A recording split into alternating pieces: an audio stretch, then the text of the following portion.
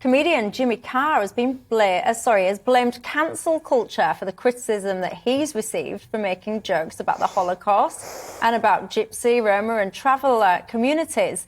You might have seen the joke. I won't repeat it on here, but almost that joke aside, if you will, to me it opens up a broader topic of conversation about the kind of whole, the offence culture, I guess. Do you have a right in life not to be offended? And when it comes to what is okay to say and what's not, what is a joke and what is not, who draws that line? Lee, I'll start with you on this one. I mean, you're right to broaden it out beyond Jimmy CARR because we do live in a more censorious culture these days. So there was an opinion poll at the end of last year, and it found that 57% of people surveyed in this country say they self-censor out of fear of judgment or negative reaction by others. A third of young people and half of older people think that they will be cancelled by future younger generations. So there clearly is a problem in the wider culture at the moment. Nigel? Well, I mean, this is a free speech issue, and I'm an advocate of free speech. However, I think free speech carries with it a responsibility so what you say ought to be wise. Jimmy CARR isn't wise. It is absolutely unacceptable to tell a joke about genocide. And if you are going to take responsibility for free speech, you must also take the consequences. It may be that people won't go and see his shows. It may be Netflix will decide not to continue with him, whatever. But I think that what he said it's not about cancel culture. It is the fact that he said something that was totally inappropriate. A bit similar, in a sense, if you like, to Piers Morgan turning around and saying that Meghan Markle wasn't telling the truth about her mental health issues. All right, I've got to play devil's advocate here, Nigel. Who decides what's inappropriate? So you're saying it's inappropriate for, let's just say, Piers Morgan to say he didn't believe somebody. Yeah. You're saying it's inappropriate to joke about a genocide. Yes. Now, who decides? Because that's in your view. Well, the danger is that the only way you can make a decision there is to actually bring in laws on free speech, which I'd rather we didn't.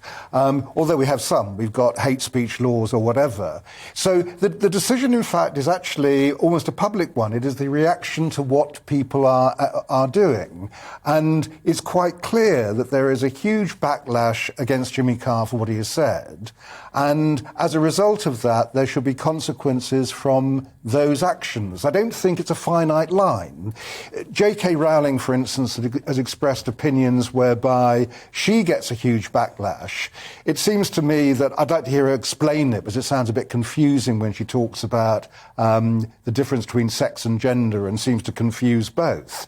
So it is very much a kind of the public deciding, and things change, obviously, but the public deciding what is acceptable and what isn't acceptable. And in the present climate, Jimmy CARR's joke is not acceptable.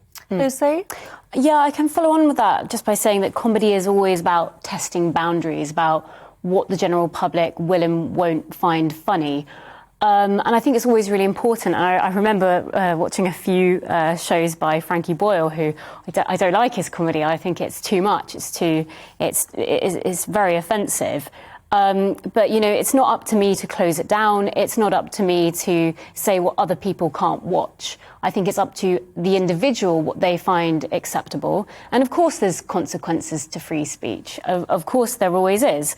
I'd hope that there is consequences to free speech. Otherwise, there's no point in talking in the first place.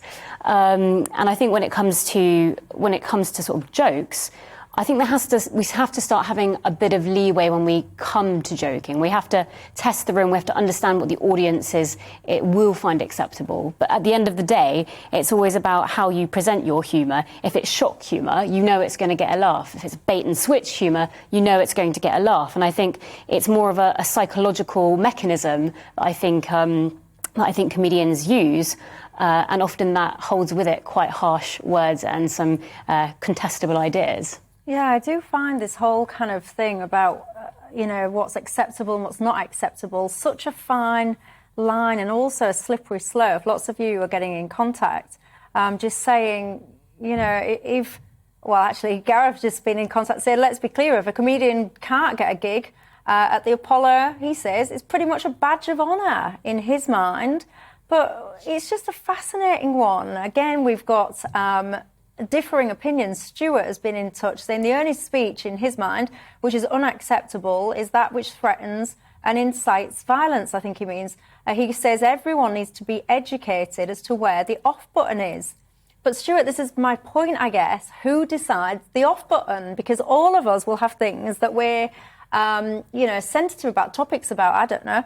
One person's off button, to quote Stuart there, will perhaps be in a different position to somebody else's off button. This is the point. Surely that's what Stuart's saying, that if you don't like it, switch it off. I mean, frankly, the only people that are going to be offended by a Jimmy Carr joke are people that are never going to watch a Jimmy Carr gig. Everybody knows who Jimmy Carr is as a comedian. He is provocative and offensive in the same way that Frankie Boyle is. And if you don't like it, don't watch it. The only people moaning and saying he should be cancelled are the people that don't like that kind of comedy. OK, you're not being forced to watch it.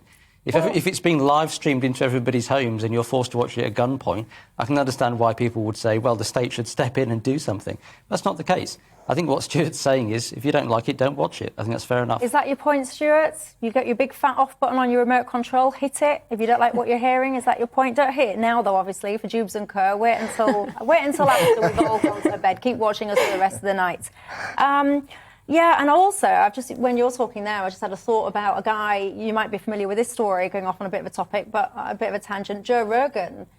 He's a very well-known podcaster who has apparently been offensive or presenting COVID misinformation, and I found the backlog over that absolutely fascinating. And one of the things that I found it very fascinating is that a lot of the criticism comes from people that probably never even watched or listened to that particular podcast, and not many of them to form an opinion. So I always found it quite fascinating when people do step up and want to cancel other people. People should be very worried about the state of free speech in this country. I mean, last week, somebody was sent to prison in this country for making an offensive tweet about Captain Tom, the NHS fundraiser. Yeah, we live in a country where if you say something that's mean on Twitter, you can be sent to jail. That cannot be right. But would you agree, Lee, that there's got to be laws on hate speech that would incite racial or religious violence? I agree with the view that says that the limit to speech should be speech that incites the commission of violence, or it actually is a crime. Right? I don't believe in any other forms of legislation. But free speech is limited in lots of ways. If Michelle, for instance, suddenly started a string of four-letter words now, you'd be immediately taken off the air, and probably permanently. So your free speech is governed by the rules of broadcasting. There are certain things that you can't do.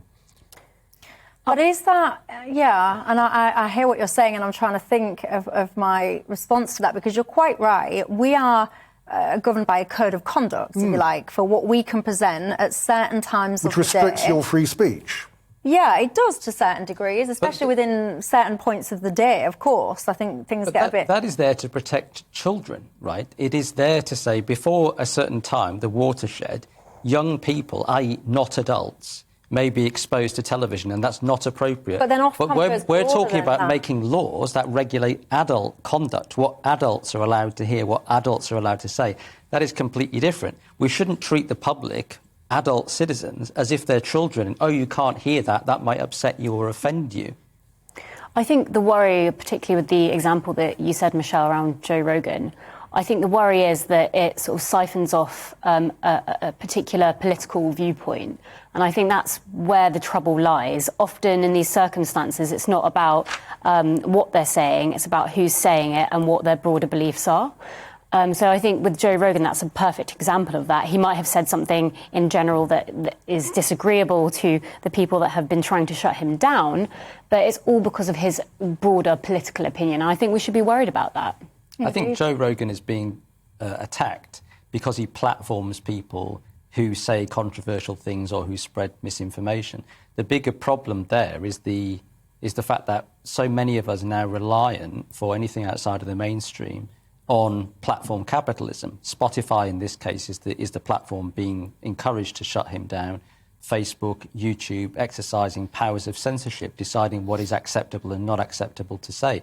That's actually damaging to the process of democracy. If there are wrong ideas being put out on whatever platform, it's incumbent on those with the right ideas to go out and argue for them and explain why the ideas are wrong, not treat the public like children who shouldn't be exposed to the wrong ideas.